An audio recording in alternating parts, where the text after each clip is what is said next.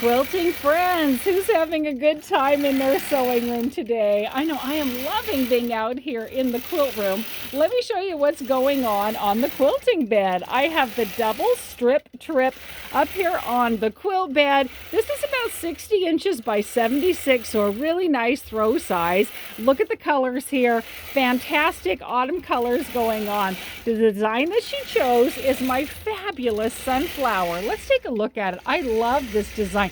It's so fresh and fun, and we're actually doing it in the palm tree color of thread. She wanted to pull out just a little bit more of that sage green color, and I am here for it.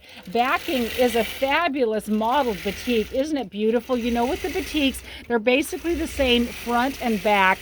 They are dyed all the way through. She has pieced the backing and pressed it open, and I think that's great. I love it being done like this. The piecing is going horizontal. Very nice. That way I only have to watch it one time as it goes up the quilt back.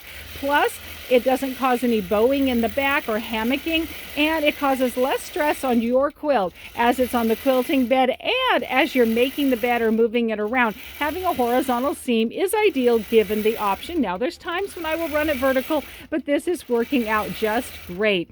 When you have a double strip trip quilt and you've turned these on diamond, or any quilt, of course, that you've turned on diamond, over here, what does that mean? That means these blocks are going to be what? A triangle. Anytime you have a triangle, what's going on? You're going to have at least one bias edge, maybe two bias edges. When that happens, dear friends, you need to be very gentle with your pressing. Remember, pressing is an up and down motion, not a scrubby iron motion. We want to be able to be gentle, because you can take this fantastic, perfect triangle and turn it into a very imperfect parallelogram by pressing around on that bias seam. And no, we don't want that happening at all. Keep it nice and straight. You can see how beautifully that is. This inner border, isn't that fantastic? All of the extra strips from the double strip trip quilt are going right along here on this inner border, and she's just laying wonderfully flat as she cascades over the edge of the quilting bed.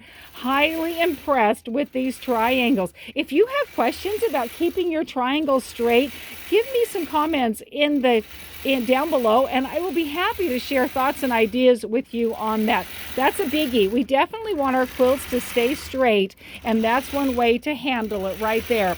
Other thoughts? Share them over here in Brenda's Quilting Studio, and I'm happy to help you out with them. Have an amazing quilty day.